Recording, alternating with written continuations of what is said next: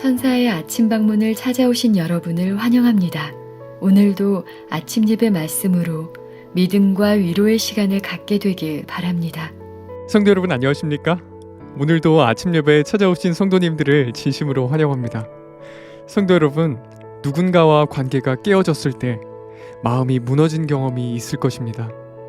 오늘 말씀을 통해 화평케 하는 자가 받는 복이 무엇이며 진정한 화평은 어디서부터 시작되는지 깨닫는 귀한 시간 되시길 간절히 바랍니다.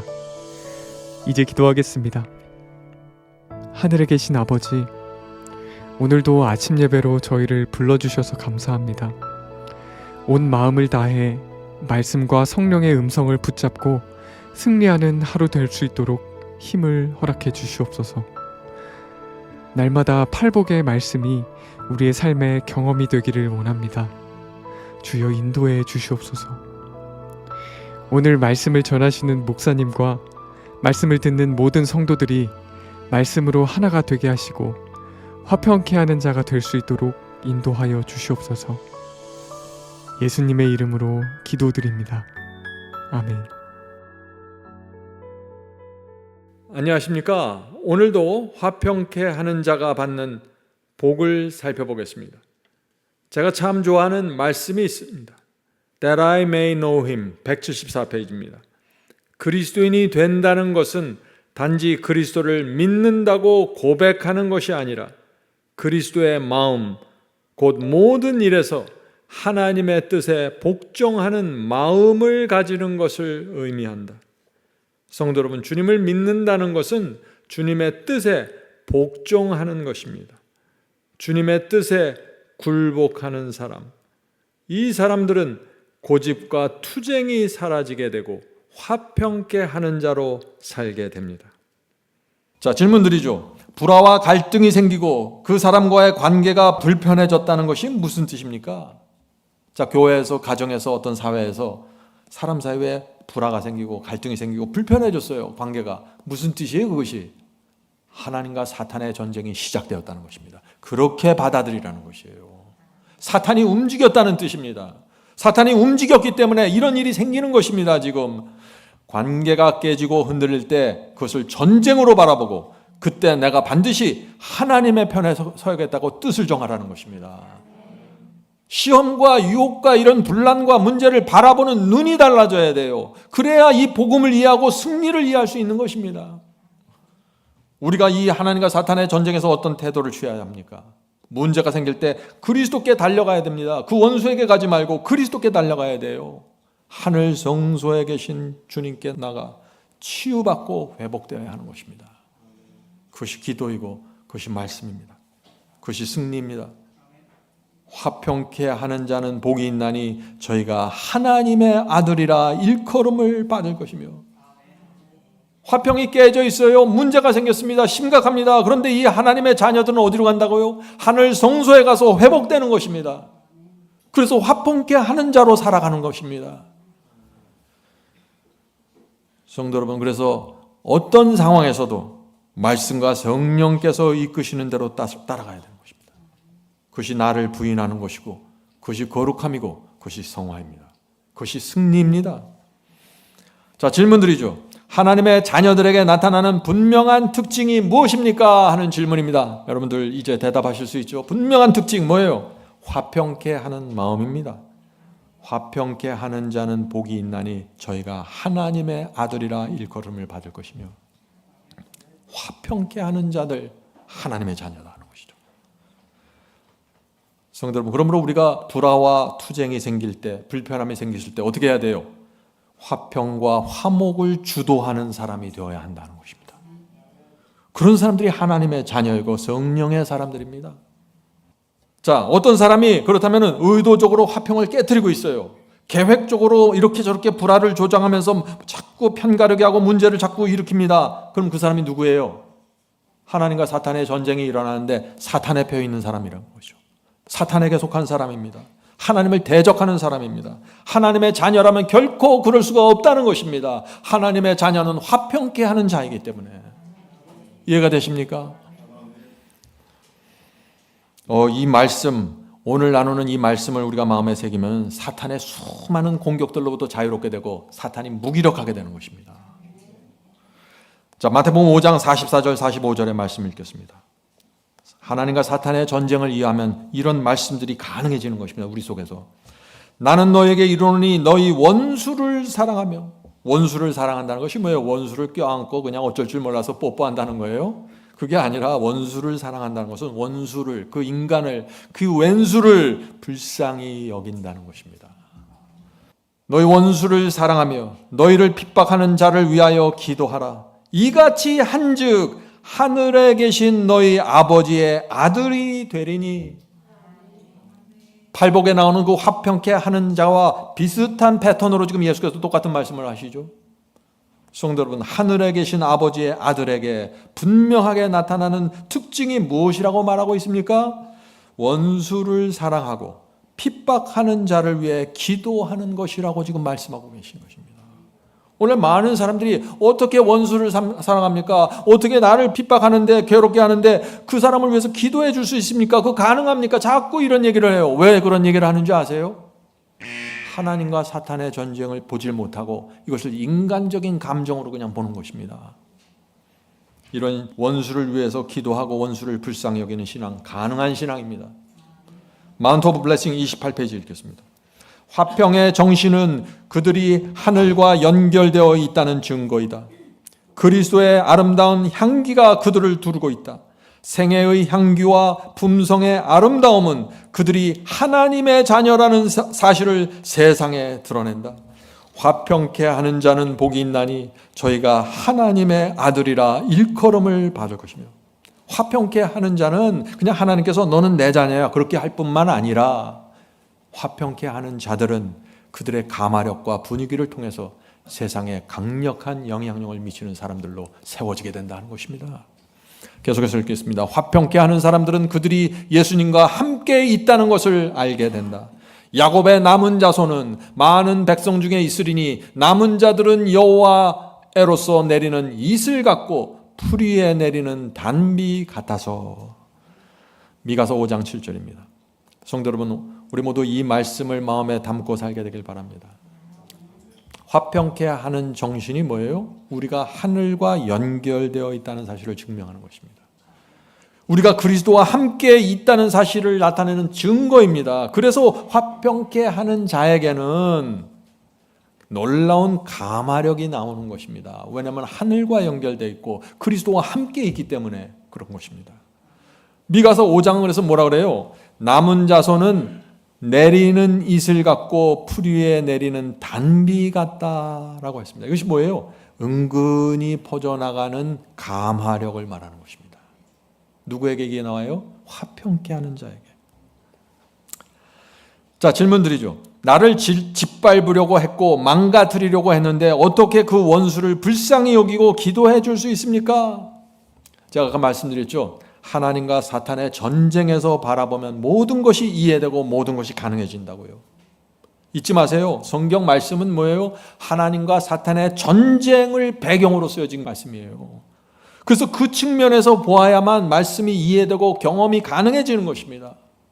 성도 여러분, 오늘날 실제 이 세상이 어떤 세상인 줄 아세요? 하나님과 사탄의 전쟁에 거의 대부분의 사람들이 휘말려 있어요. 수많은 사람들이 사탄에게 잡혀있고 조종당하고 있습니다. 그래서 그 사람이 나에게 와서 그런 말을 한 거예요. 그 사람만 보지 말고 그 뒤에 서 있는 사탄과 악령을 보라는 것이에요. 예수께서 하신 것처럼. 자신이 무엇을 하는지 모른 채 함부로 말하고 함부로 생각하고 다른 사람을 짓밟고 무시하는 것입니다. 왜요? 사탄에게 당했어요. 제가 지금 무엇을 말하고 있냐면요. 나를 짓밟고 나를 무시하고 조롱한 사람도 그 원수도 사탄에게 당한 피해자라는 사실을 제가 말씀드리고 있는 것입니다. 이해가 되십니까? 그 왼수도 잃어버린 영혼이라는 것입니다. 사탄에게 붙잡혀서 끌려가고 있는 사람입니다.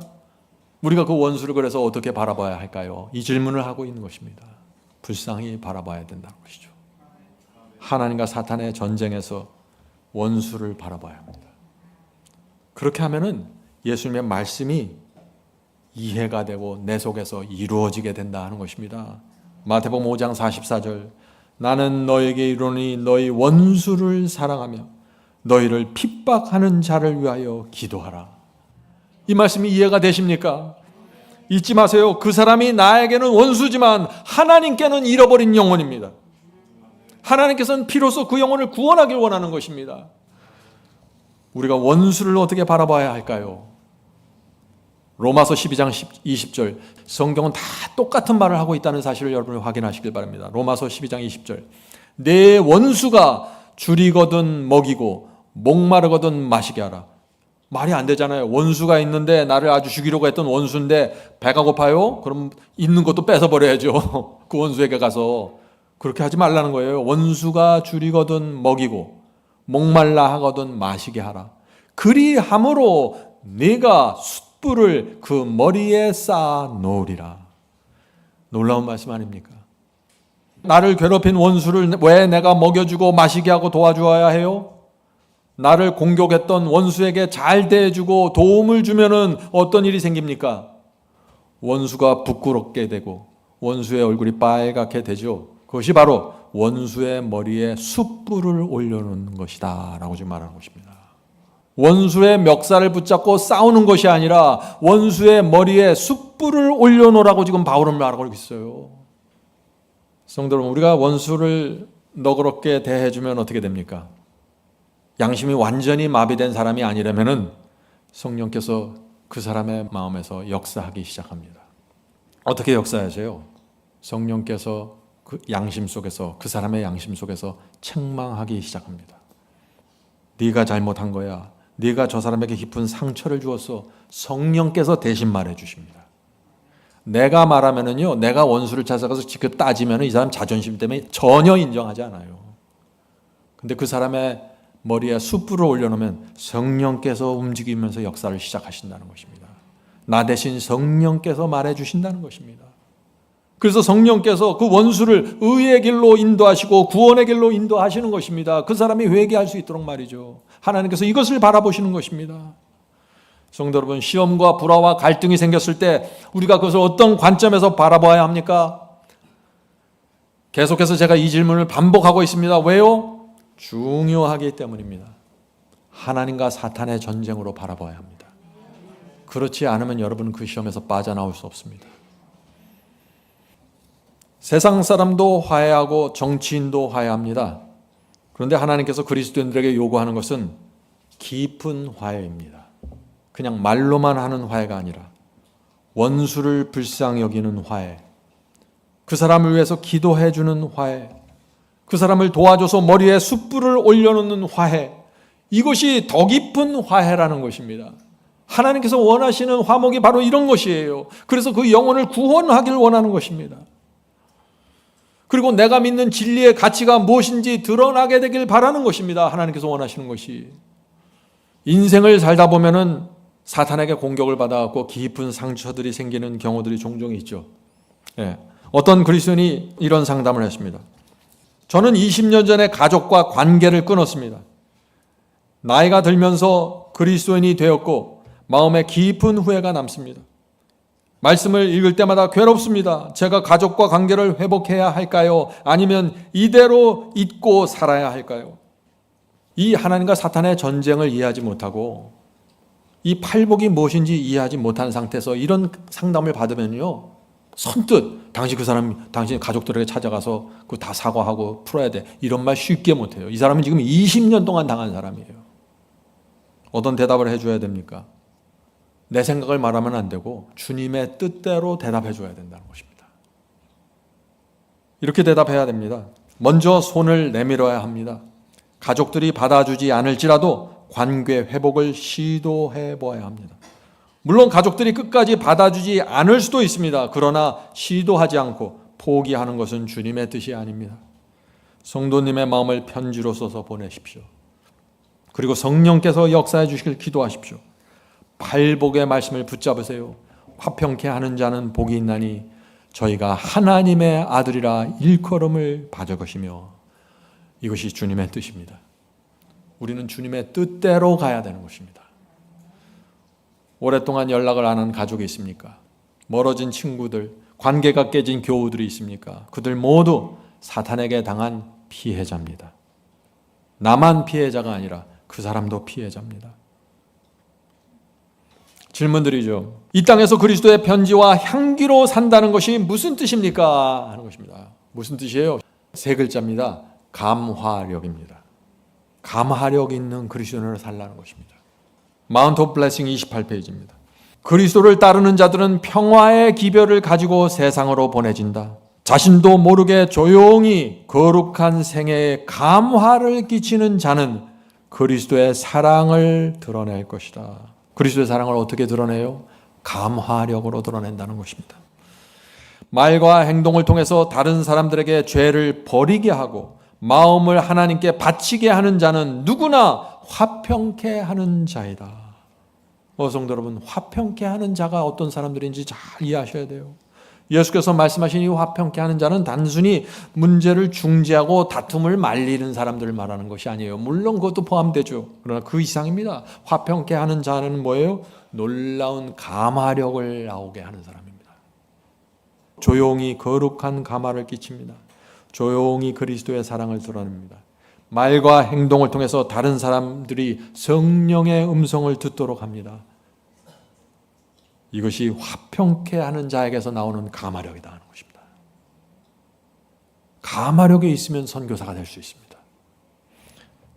성도 여러분, 이 감화력은요, 내가 어떤 생애를 사는가로 결정이 되는 것입니다. 내가 어떤 생애를 사는가로. 자, 노아의 감화력이 어떻게 나왔어요? 노아의 감화력이. 노아가 자신의 모든 것을 바쳐서 방주를 지었습니다. 하나님의 뜻대로 살기 위해서 방주를 지었어요. 그리고선 망치질을 계속해서 한 것입니다. 그 망치질이 그 시대의 사람들에게 양심의 가책을 준 것입니다. 감화력입니다. 노아는 120년 동안 한결같이 주님의 뜻을 순종하면서 살았습니다. 사람들이 그 노아의 인생을 보면서 생애를 보면서 자신 속에 있는 욕심과 이기심을 깨닫게 되었고 책망하시는 성령의 음성을 들은 것입니다. 이것이 노아의 감화력입니다. 사람들은 우리의 신앙과 우리의 인생을 보면서 양심의 가책을 느껴야 되는 것입니다.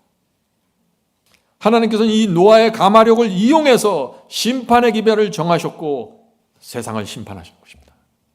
감화력을 통해서 말이죠. 인간의 감화력을 통해서 역사하시는 하나님의 역사, 이것이 전도이고 이것이 선교입니다. 이것이 화평케 하는 자에게서 나오는 힘입니다. 자, 이제 말씀을 마칩니다. 성도 여러분, 우리 교회는 신앙 공동체입니다. 신앙 공동체란 뭐예요? 같은 진리를 붙잡고 함께 예배드리고 같은 길을 걸어가는 성도들의 공동체입니다. 그래서 우리 사이에 막힌 담이 있으면 안 되는 것입니다. 우리 사이에 서로 겨누고 있는 칼들이 있습니까? 내려놓아야 합니다. 은혜의 손을 먼저 내미셔야 합니다. 그래야만 우리가 드리는 이 예배가 진리와 성령으로 드리는 예배가 되는 것입니다. 성령께서 우리에게 하늘의 향기와 감화력을 주시기를 제가 간절히 바랍니다. 하늘에 계신 아버지, 저희가 이 세상을 그리스도인으로 살길 원합니다. 화평케 하는 자로 살길 원합니다. 하나님의 자녀가 되길 원합니다. 주여, 저희 마음과 생애 속에 하나님의 자녀라는 증거들이 나타날 수 있도록 축복해 주시옵소서. 오늘 나눈 이 말씀이 저희의 앞이마에 새겨져서 인침받을 수 있도록 축복해 주시옵소서. 주여, 그동안 저희가 혼돈과 불확실함 속에서 신앙을 해왔습니다. 발복의 말씀을 통해서 저희가 하나님을 점점 더 분명하게 보게 돼서 감사드립니다. 주여, 저희가 하나님과 사탄의 전쟁이 일어나고 있는 시대에 저희가 어떻게 살아야 될지, 무슨 마음과 어떤 태도를 갖고 살아야 될지 가르쳐 주시옵소서. 그래서 빨리 시험에서 벗어나고 빨리 시험에서 승리하는 길을 배울 수 있도록 도와주시옵소서. 하늘에 계신 아버지, 저희를 인도하시고 가르치고 양육시켜 주시옵소서. 하나님의 말씀과 성령이 날마다 저희를 인도하고 주님의 뜻이 내 속에서 펼쳐지는 그 고귀한 간증이 나올 수 있도록 축복해 주시옵소서. 이렇게 귀한 교회를 세워주셔서 감사합니다. 이곳에 다양한 인격과 다양한 성품과 생애를 살아온 영혼들이 있습니다. 그러나 이 속에서 저희가 화평케 하는 정신을 배우길 원합니다. 주여 가르쳐 주시옵소서. 저희 교우들과 해외에 계신 형제 자매들에게 함께해 주시고 필요한 것들을 공급해 주시고 영적으로 육적으로 만족하며 살 수 있는 신앙을 허락해 주시옵소서. 아픈 자들에게 함께해 주시고 회복시켜 주시옵소서. 이 모든 말씀 예수 그리스도의 이름으로 간절하게 기도드립니다. 아멘. 성도 여러분, 마지막 사명에서는 아침 예배 채널을 유튜브에서 별도로 운영하고 있습니다. 아침 예배 채널에서는 매일 새벽 4시에 예배 영상이 올려지고 있으며 특별히 아침 9시에 예배가 진행됩니다. 아침 9시 예배가 아침 예배 채널의 독특한 특징입니다. 원하시는 분들은 유튜브에서 아침 예배 채널을 별도로 구독 신청하여 주시면 저희와 함께 아침마다 예배 드릴 수 있습니다. 매일 아침마다 하나님의 말씀으로 저희 모두가 주 앞에 나와 예배 드리는 신앙으로 함께 나가게 되길 간절히 바랍니다. 감사합니다.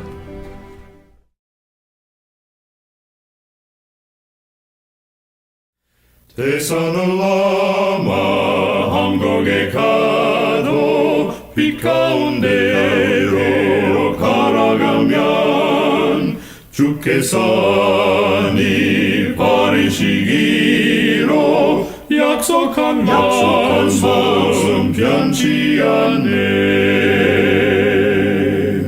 하늘의 양 그 밝은 빛이 내 영혼 속에 자고 넘치네.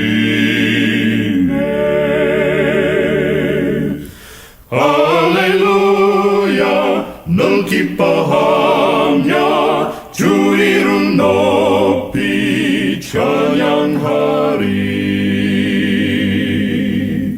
관영한 자비 널 기뻐하며 영원한 장금 목적하고 그 크신 이름 찬양함으로 날마다 빛에 걸어가리.